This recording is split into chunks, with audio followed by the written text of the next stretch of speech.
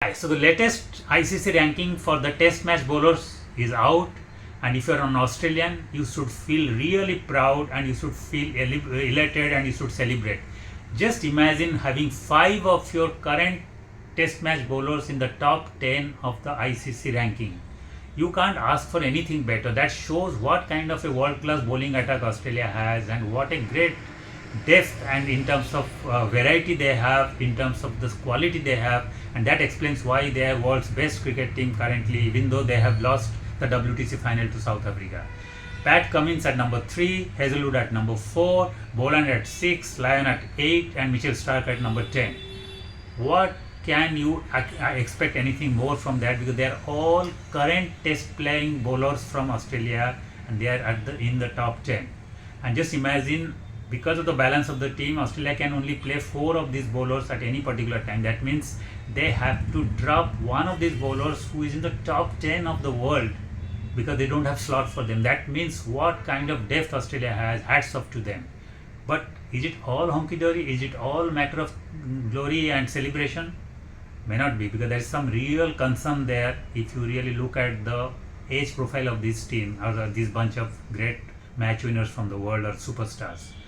Pat Cummins is 32, Hazelwood is 34, Boland 36, Lyon 37, and Mitchell Stark 35.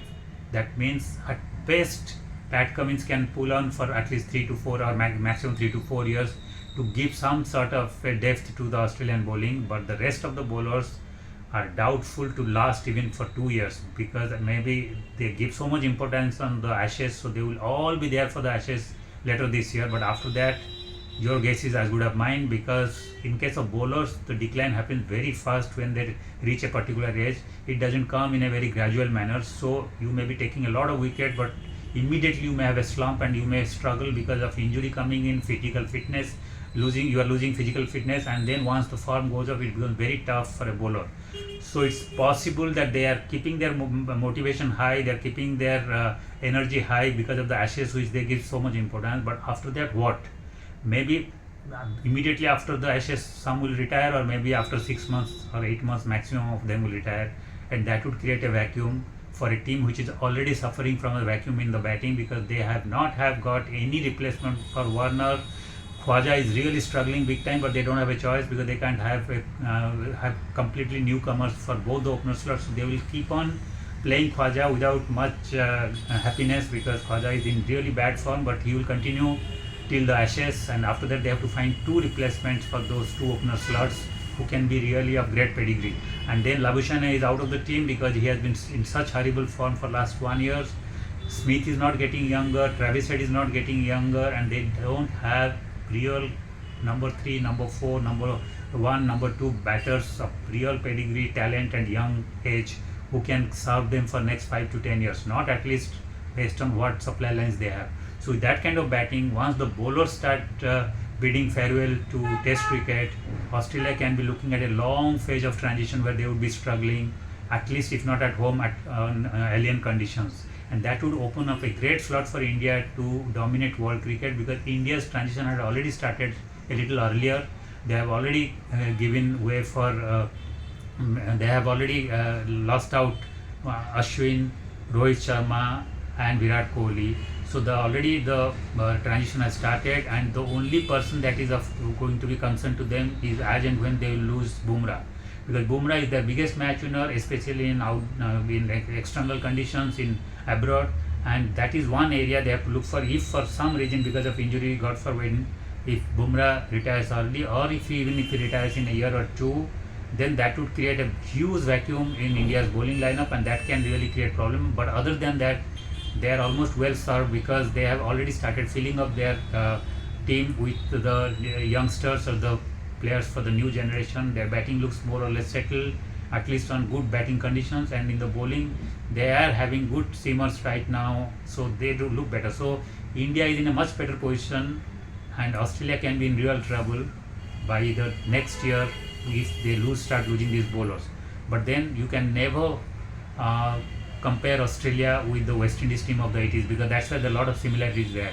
In the early 80s, if you ask somebody the same question, they would say if you are West Indian, you should be feeling really proud, because In 81, 82, 83, you would be having mostly four West Indian bowlers who would have occupied not just top 10, maybe top 5 in ICC ranking if there would have been an official ranking then, and there would have been such high profile importance given to that. You had Roberts, Holding, Garner, and Marshall who could have easily occupied the top 5 slots, and they were winning series, test matches everywhere they were going.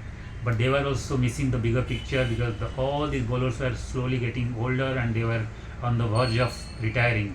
So in 83, Roberts went out. In 87, Holding and Garner went out, and that left only Marshall to carry the workload for next 3 to 4 years to give some sort of a depth to the West Indian team, try to avoid any kind of a real decline to their fortune. And they of course were served a little bit better by Patterson and Winston Davis and Winston Benjamin, but they were no Roberts, Holding or Garner. So the vacuum was noticed, and finally when Marshall had to bid farewell in 1991, the true and clear form of decline started, from which West Indies has not been able to recover even today, because they have not got the players of that caliber to fill up those shoes of those great quartet of bowlers.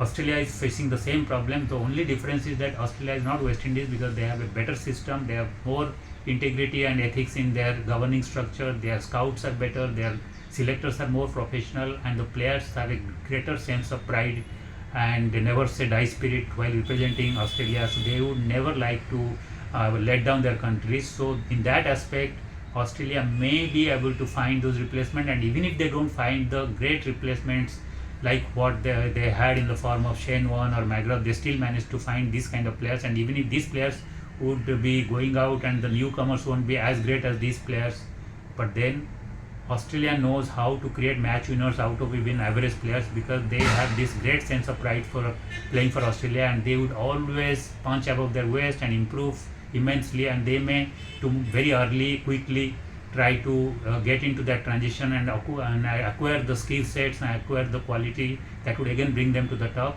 But logically and technically speaking, they would be staring at a real period of struggle from the next year onwards. That would open up the space for India.